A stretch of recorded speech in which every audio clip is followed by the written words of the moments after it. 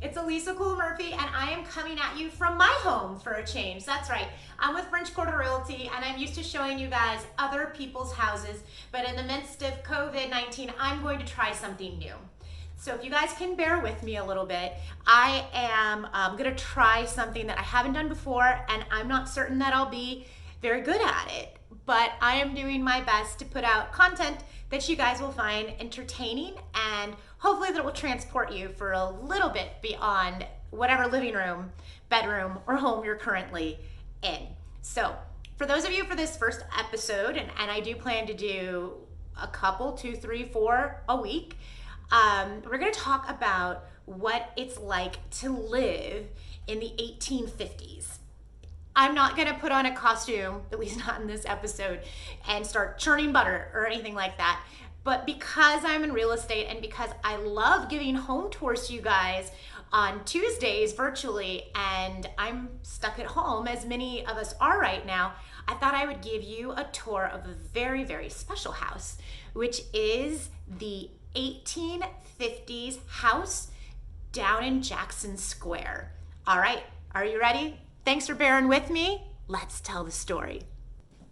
Okay, 1 second while I set the stage. Okay, so the first thing you need to know about the 1850 house is it's a row house, sort of like a townhome, but with sharing walls.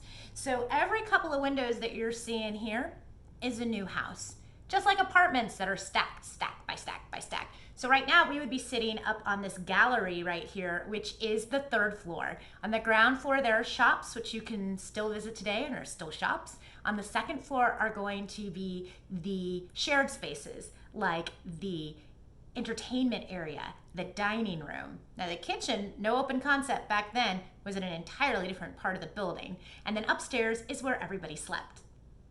Let's dive into that very large entertainment space. I'm going to zoom in on this for you here.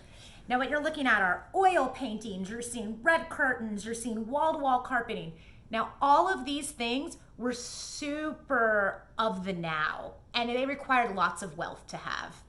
Other things you might notice here are this awesome chandelier, which only would have been in this main living area and the dining room because it ran on gas and it had to stay attended. Also very, very new at the time.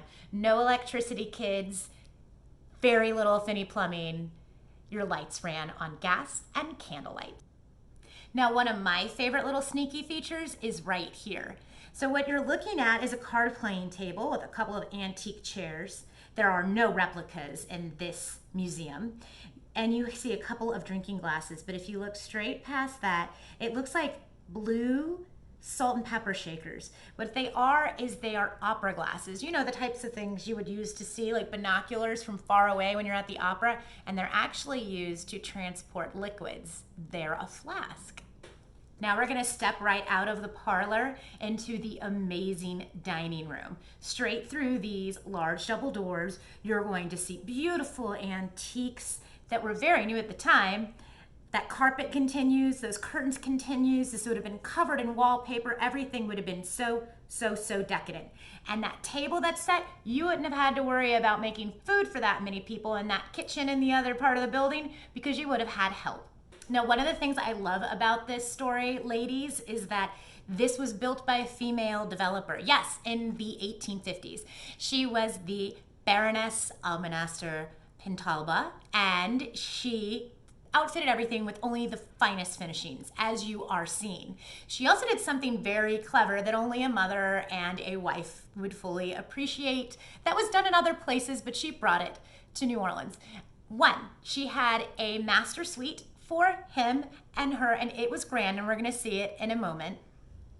2, she had a hers only room for having friends over, entertaining the ladies, and getting some shut-eye when she wanted to have a room to herself. And 3, of course, there was a room for the children. Now, as people moved into these row homes, of course, they would use these rooms for whatever they pleased and in whatever order they needed. It was just kind of a fun fact of the day, ladies, that if you were wealthy and quite posh, you would get 2 bedrooms to yourself. Now let's look at that bedroom.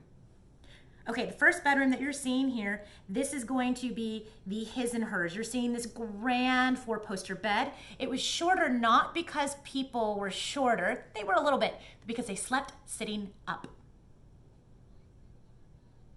I'm gonna say that again. They slept sitting up. They thought it was better for their health at the time. Next, let's take a look at the kids' room. Now, as you can see here, there was a fireplace, there's a crib, there's a table for all of your little activities, and there's also a second bed, ideally for a second child. Now, one of my favorite items in the kids' room are these dolls right here. Now, these are Jenny Lind dolls. For those of you that have seen The Greatest Showman, it's one of my favorites. Jenny Lind is the redhead who is the opera singer. Now, Jenny Lind actually stayed at the row homes that were identical to the 1850 house right across Jackson Square. She stayed there when she was traveling with P.T. Barnum, as you may have seen in the movie, and she was just one of the biggest celebrities that had ever come to New Orleans. So people would acquire these dolls, and they were in high demand. They were the Cabbage Patches of their day. And so when you visit the 1850 house, you can check out Jenny Lind in porcelain form. All right, let's check out this great ladies' room. Now you're gonna notice here a washing table for looking your finest, ladies. You're also gonna notice a bed to sleep one comfortably, and armoires to store all of your latest fashion in. Now there's a very popular myth about armoires that I wonder if you have heard. Listen up. Many people believe that in New Orleans back in the day, people used armoires because they would be taxed on closets. That's right. People have been told that closets were considered a room and every room was taxed. That's actually completely false. Completely. It may have happened in other cities. It did not happen here.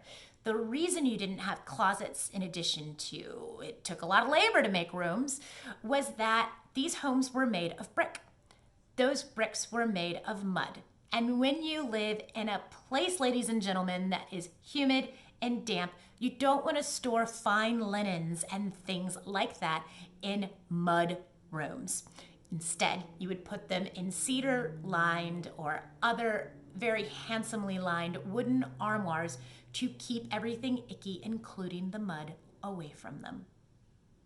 Okay, so we all know in 2020 that bathrooms and kitchens sell houses. Well, they did in 1850, but they were very, very different. Let's look. First of all, they weren't open concept. They were usually in a different building. In this case, it was an L-shaped building, and they were downstairs behind the shops.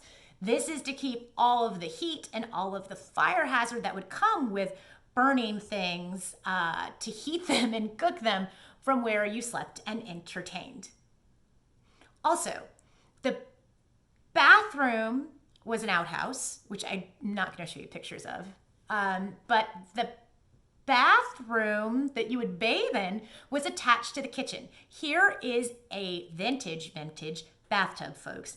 This thing that looks like a little sardine can with a smokestack is actually how you would take a hot bath. You would climb on in there, and that little smokestack would have hot burning coals or wood underneath it. Somebody would fix your bath for you so that you could get squeaky clean while staying warm. Just to recap, I love living in my 1840s shotgun double. I love it, but I'm glad that I have modern creature comforts. Same goes for these row homes today. They have, of course, been updated, and I would love to show you that at a later date when we can all get back outdoors and explore. But at the time, these were state of the art. You had gas chandeliers, you had wall-to-wall carpeting, you had a heated bathtub, you had multiple rooms, and even closets, folks. And that is what state of the art looked like in 1850. So there you have it, folks. A brief tour of the 1850 house, courtesy of Elise Cole Murphy, French Quarter Realty, and I'm going to try to keep doing some of these tours and also just sharing some stories of interesting places and people to transport you while we're all bored indoors.